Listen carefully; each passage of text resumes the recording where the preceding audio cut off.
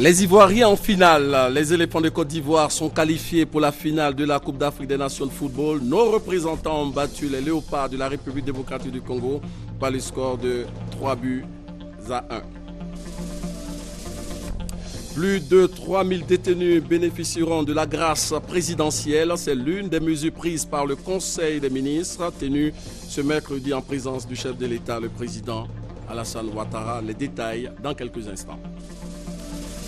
Les premiers essais des 2 vaccins contre la maladie à virus Ebola, essais jugés prometteurs, ont eu lieu en début de semaine au Libéria, l'un des pays les plus touchés par le virus. Et selon l'OMS, la maladie a fait 9000 morts. L'armée tchadienne poursuit son offensive contre le groupe Boko Haram. De violents combats se sont déroulés ce mercredi à Fotokol, une ville camerounaise située à la frontière avec le Nigeria. Les attaques de Boko Haram ont fait plusieurs morts. Ce sont les principaux titres de ce journal. Bonsoir, bienvenue. Après un début de compétition difficile, on peut le dire, les Ivoiriens sont en finale. Les éléphants de Côte d'Ivoire sont qualifiés pour la finale de la Coupe d'Afrique des Nations de football. Nos éléphants ont battu les léopards de la République démocratique du Congo par le score de 3-1. Nous vous proposons ces buts marqués à chaud. Avec Boni. Ah, il y a eu ce... Yeah! Sûr de son talent. Attention à cette incursion congolaise. Attention. Et le pénalty. Il est vigilant à l'arbitre. Ah oui. Il est vigilant à l'arbitre. L'arbitre, voilà, c'est à l'appréciation de l'arbitre. Ah oui. Il y a la main, elle est évidente, hein, c'est clair. Et Sylvain Bobo, allez. Et ce... Ah, c'est dommage. Ah, c'était pourtant prenable. Hein,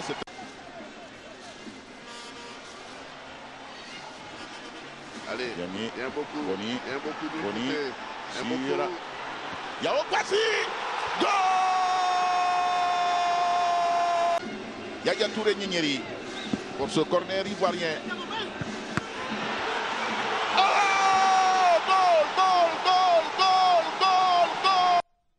Voilà, on peut dire félicitations à nos éléphants. Et pour la finale qui aura lieu le dimanche 8 février prochain, la Côte d'Ivoire attend le vainqueur de l'opposition Ghana-Guinée équatoriale, prévu demain à partir de 19h. Match retransmis également en direct sur RTI 1. Ce mercredi, le chef de l'État, le président Alassane Ouattara, a quitté Abidjan pour Paris, la capitale française. Le président de la République est l'invité spécial de François Hollande. Le président de la République française, le chef de l'État et son épouse se rendent en France pour assister au lancement de la Fondation franco-africaine pour la croissance. Cette Fondation pour la croissance a pour objectif de consolider les liens entre la France et les pays du continent africain. Avant de quitter Abidjan, le président de la République a présidé un conseil des ministres et au nombre des décrets pris figure celui relatif à la grâce collective de prisonniers et la réduction de peine pour certains détenus.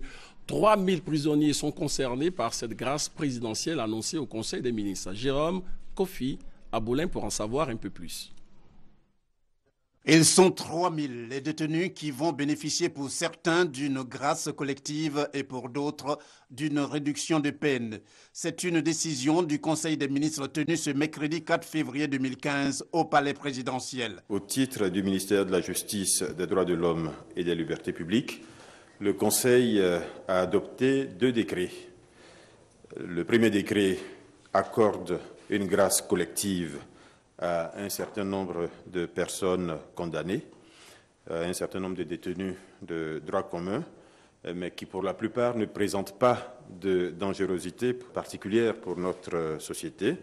Le Conseil a également adopté un décret qui accorde réduction de peine pour un certain nombre de personnes condamnées à des peines plus ou moins longues, mais dont il reste moins de 4 ans à purger. Et là aussi, il faut prendre en compte le fait que les infractions commises par ces personnes-là sont jugées relativement mineures. Cela va concerner à peu près 3000 personnes. Au cours de ce Conseil des ministres, la question des déchets solides dans le district d'Abidjan a été une fois de plus au centre des préoccupations. Et la mesure prise relativement à la gestion de ces déchets va s'inscrire dans le cadre d'une opération spéciale Abidjan Ville Propre. Opération Abidjan Ville Propre.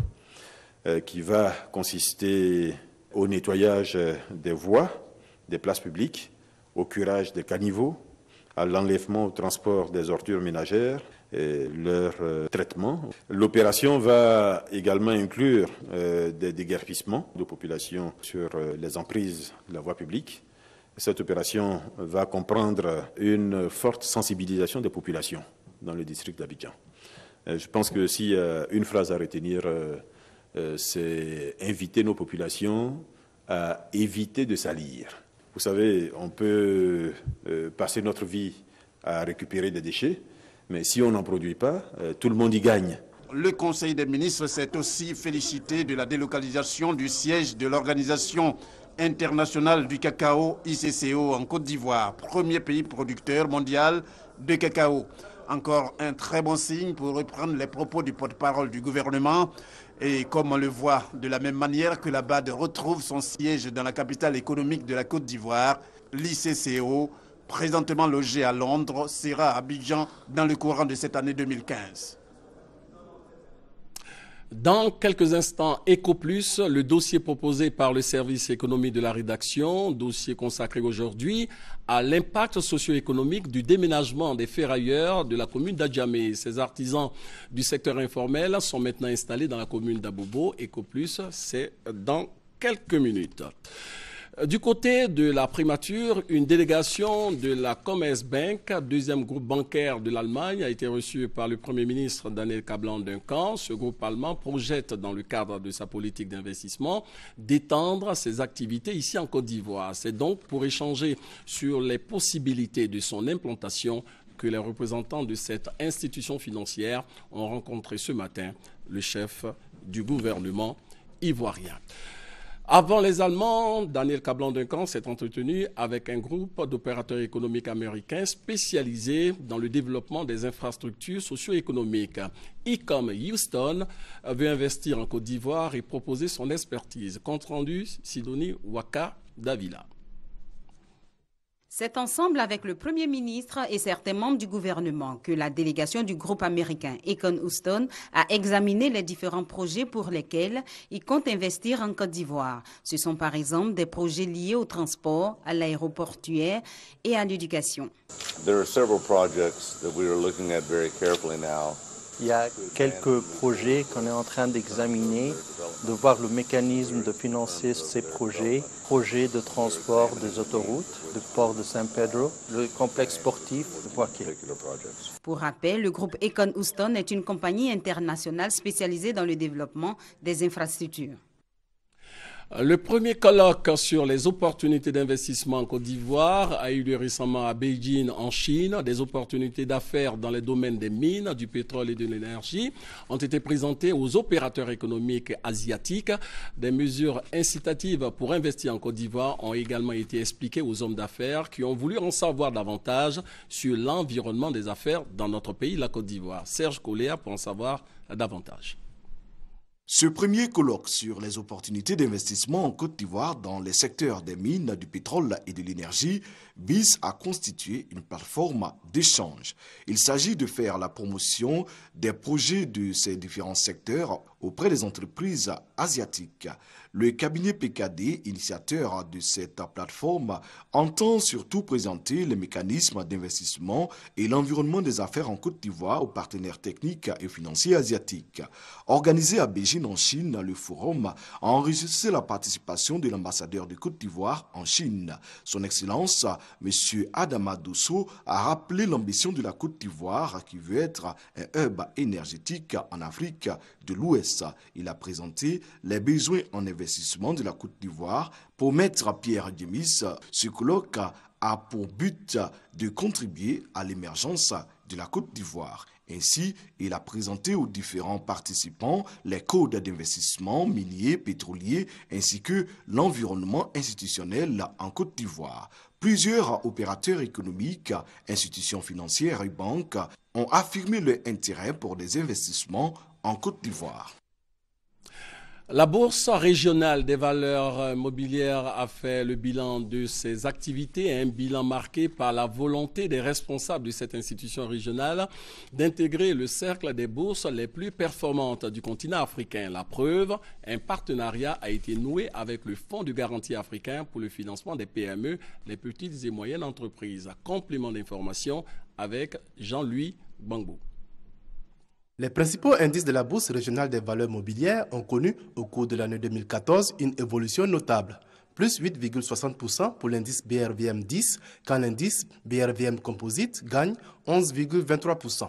La capitalisation boursière, elle, s'est établie à 7 458,7 milliards au terme de l'année 2014, soit une hausse de 11,22% par rapport à 2013. Des performances que le directeur général de la BRVM explique. L'économie de notre région, Afrique de l'Ouest, s'est fortement appréciée au cours de l'année 2014 et particulièrement au sein de l'UEMOA, nous affichons un taux de progression de 6,6%, ce qui est un taux très important comparé aux autres régions de notre continent. Les 38 sociétés cotées à la BRVM ont, elles, réalisé un volume de transactions de 227,13 milliards de francs CFA, ce qui représente une hausse de 17,38%. L'institution sous-régionale reste la 6e place boursière en Afrique. Elle aspire désormais à intégrer le top 5. Au cours de cette cérémonie, une convention a été signée avec l'African Guarantee Fund, AGF, structure de gestion d'un fonds de garantie afin de faciliter le financement des PME africaines. Le problème que nous avons, le problème que les PME ont en Afrique, c'est l'accès au financement. Et cet outil vient, comme je disais tout à l'heure, diversifier encore l'offre qu'elles ont et leur permettre de jouer pleinement leur rôle de moteur de croissance. Pour 2015, l'institution veut ouvrir un 3e compartiment dédié aux PME tout en militant pour l'admission de nouveaux titres à la cote.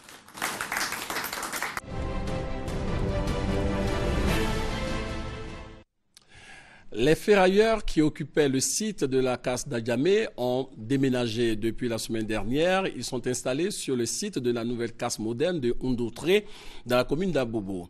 Les questions que l'on pourrait se poser. Pourquoi ce déménagement ? Comment se déroule l'installation de ces milliers d'artisans ferrailleurs et garagistes? Autre interrogation, quel est l'apport des ferrailleurs acteurs du secteur informel dans l'économie nationale? Des éléments de réponse dans ce numéro d'EcoPlus avec Francis Boifou. Des moteurs importés, des pièces détachées de voitures et des matériels recyclés. Nous sommes dans le district d'Abidjan. Dans cet univers dominé par les ferrailles, tout ou presque tout se vend. On achète les vieilles voitures ou les découper, on vend ça aux sociétés. Ça nous permet de vivre un peu. Si on peut au moins 10 véhicules, on le coupe, on le met dans un camion. Ça veut faire au moins 2 tonnes de quel. 2 tonnes de quel, ça veut coûter au moins 250 000 ou 280 000. Souvent, ça en a 300 000. La société qu'ils achètent dans ma main et fabriquent les fers à béton, les bouettes, pouvoir construire avec, pouvoir vendre aussi. Donc, ça me permet de gagner un peu aussi. Ces ferrailleurs contribuent à l'essor économique de la Côte d'Ivoire. Il y a 3 ans, nous avons vu les chiffres qui tournent autour de plus de 150 milliards que le secteur de la ferraille apporte à l'économie de la Côte d'Ivoire. Mais avec l'avènement du code de l'artisanat, du code communautaire de l'UEMOA, en amenant les artisans ferrailleurs sur le site d'Ndoutré, nous allons bien déterminer les chiffres exactement et la contribution réelle de la ferraille dans l'économie de Côte d'Ivoire. Le gouvernement a l'ambition de moderniser les activités de ferraille. Après l'opération de recensement des box dans la commune d'Adjamé, des kits d'accompagnement ont été remis à plus de 3000 ferrailleurs. Objectif, leur permettre de transporter les marchandises en direction de la nouvelle casse moderne de Ndoutré dans la commune d'Abobo. L'État a donné les moyens pour électrifier ce site-là. L'État a continué en permettant à chacun de recevoir une aide financière de 150 000 francs, ce qui a fait un effort financier important de plus d'un demi-milliard de francs CFA que l'État a consenti en dehors des frais occasionnés par l'électrification, l'addition d'eau. En plus des raisons liées à la modernisation de leurs conditions de travail, les ferrailleurs d'Adjamé ont déménagé sur le nouveau site de Ndoutré pour permettre le démarrage des travaux de la nouvelle gare moderne. L'opératrice en charge de la construction des magasins devant accueillir les artisans rassure que des box sont disponibles. Nous devons construire 3300 magasins. À ce jour, nous sommes à 700 magasins prêts. Donc nous lançons un appel solennel à tous les artisans qui ont déjà déposé une caution pour acquérir leur magasin. Ils peuvent déjà commencer à démarrer dans leur magasin. Et nous appelons les autres qui n'ont pas encore déposé leur caution, qu'ils viennent déposer leur caution pour qu'ils puissent avoir leur magasin. Nous avons tenté de comprendre le manque d'engouement des artisans à occuper les nouveaux magasins sur le site qui leur a été affecté. Les magasins qui sont sortis de notre île, nous on ne peut pas accéder à ces magasins. Et les magasins coûtent cher. Le coût total c'est 600 000 et par mois il faut payer 41 000 francs par magasin. Et le ferraille ne peut pas payer ça. Le magasin coûte 600 000 francs.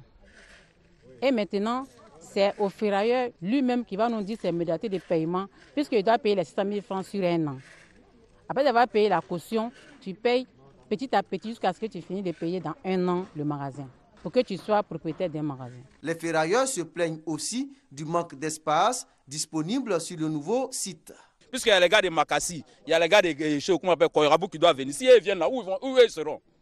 Et ils n'ont pas d'espace ici. Pas ici, on considère que c'est le garage en haut d'abord qui est là. Le site d'accueil aujourd'hui fait 15 hectares.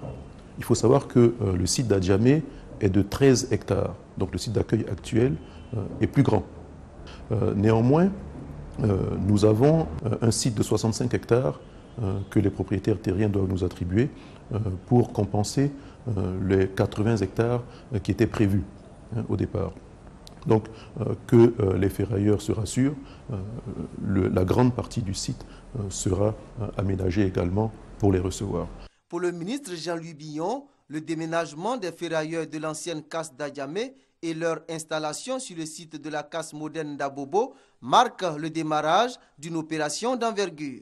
Toute ville doit considérer l'urbanisme commercial.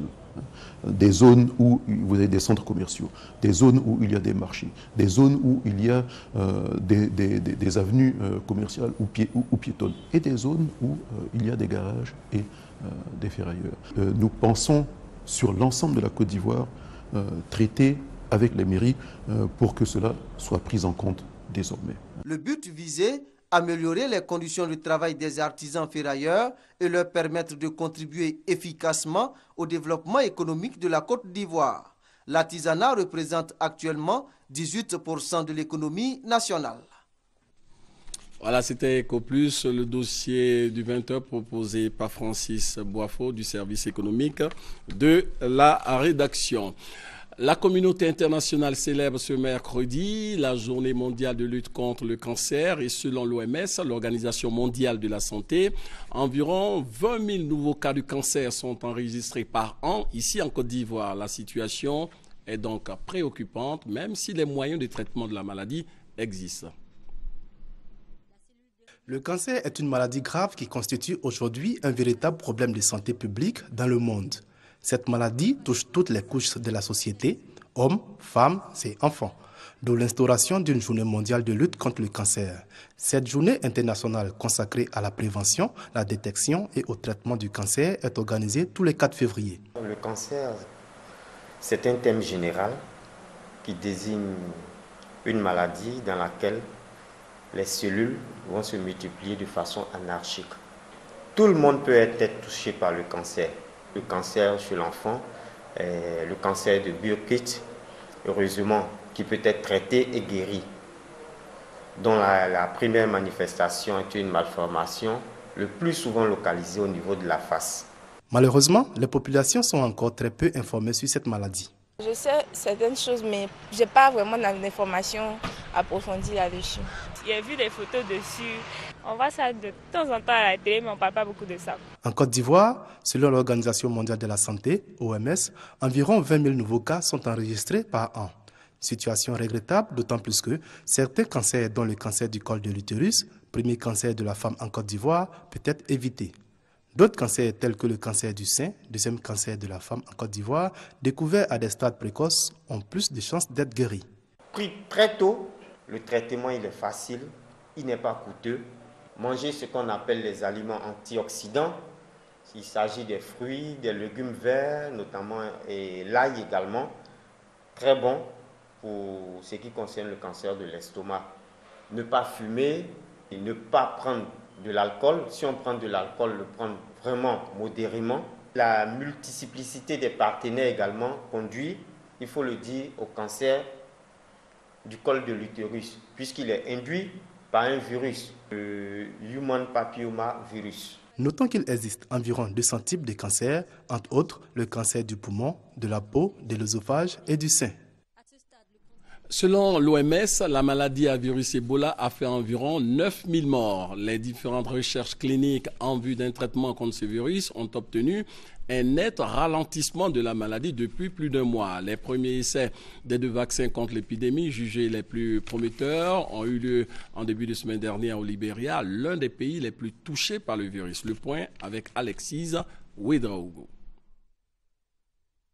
Ces 2 vaccins se sont révélés prévenir Ebola chez les animaux et ont été déterminés sûrs lors de tests humains sur des études d'innocuité plus petites en Afrique, en Europe et en Amérique.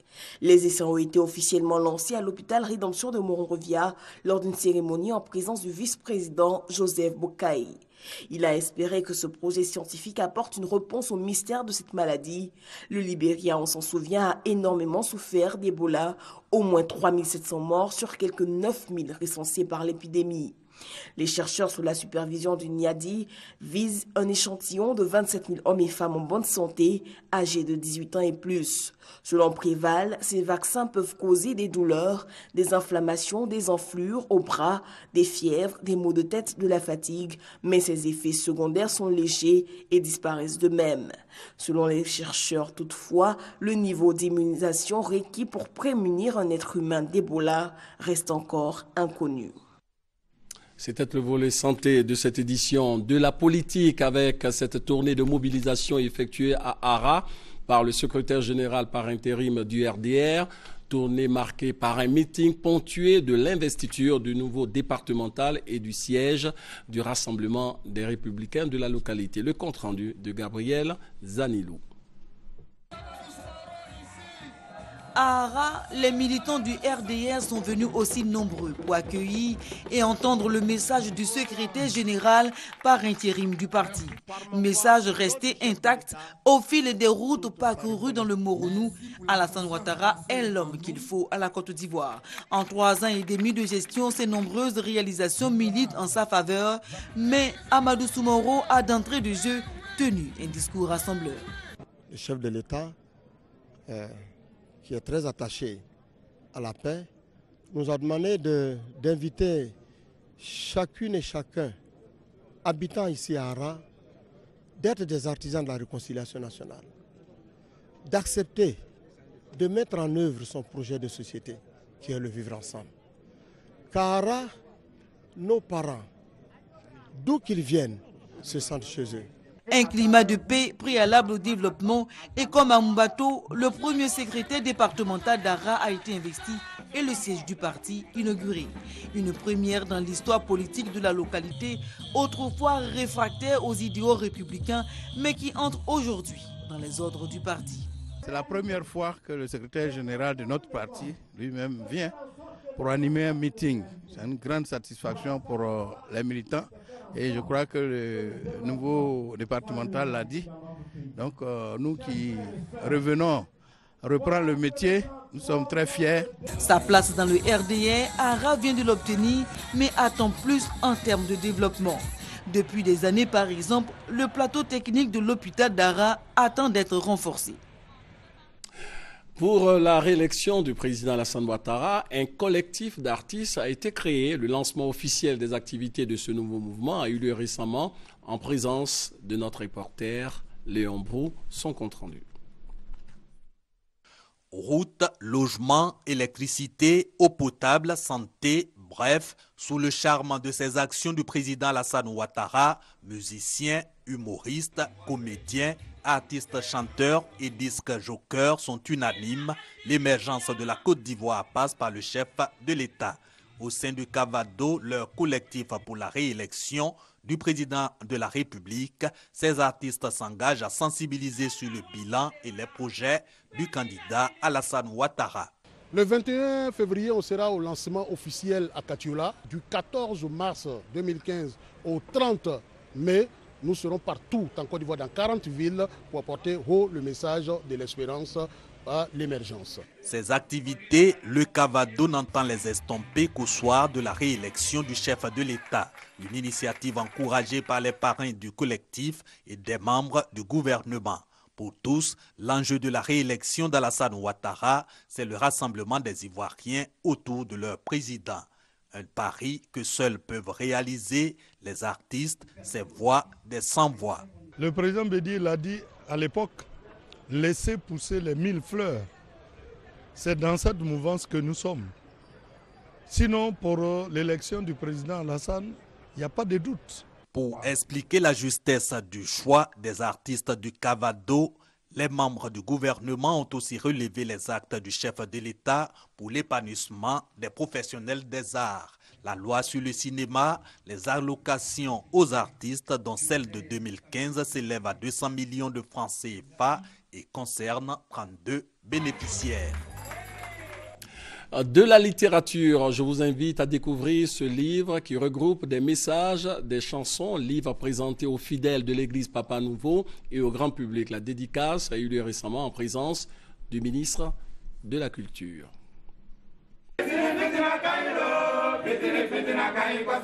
Un recueil de messages et de chants du prophète Papa Nouveau. L'œuvre est intitulée « Mélodie céleste, Dieu nous parle à travers des chants ». La majorité des textes et des mélodies est en avikam, langue maternelle de l'homme de Dieu. Les mélodies célestes ont été écrites et elles ont été transcrites pour que les hommes en lisant voient comment Dieu peut sauver rien qu'en accomplissant sa volonté. Moi, j'ai eu cette chance de vivre dans le sillage de Papa Nouveau. Et c'est comme ça que j'ai compris et que j'ai commencé à écrire. Mais entre-temps, lui-même, il m'a confié les mélodies célestes. Mélodie céleste, Dieu nous parle à travers des chants, traduit la grandeur d'esprit du prophète Papa Nouveau, dont les mérites sont reconnus par Maurice Kouakou Bandama, ministre de la Culture et de la Francophonie. L'amour du travail, l'amour du prochain, le pardon des fautes, et son message est encore présent et vivant dans cette Côte d'Ivoire qui a tant besoin de messages de Papa Nouveau. Ces mélodies célestes qui sont la compilation des enseignements, des chants révélés à Papa Nouveau par Dieu pour qu'il la donne en héritage aux hommes et aux femmes. Et en tant que ministre de la Culture, je tiens à lui rendre hommage. Cette œuvre de 417 pages est de Ivirafo Amsansidji. L'auteur est à son premier ouvrage.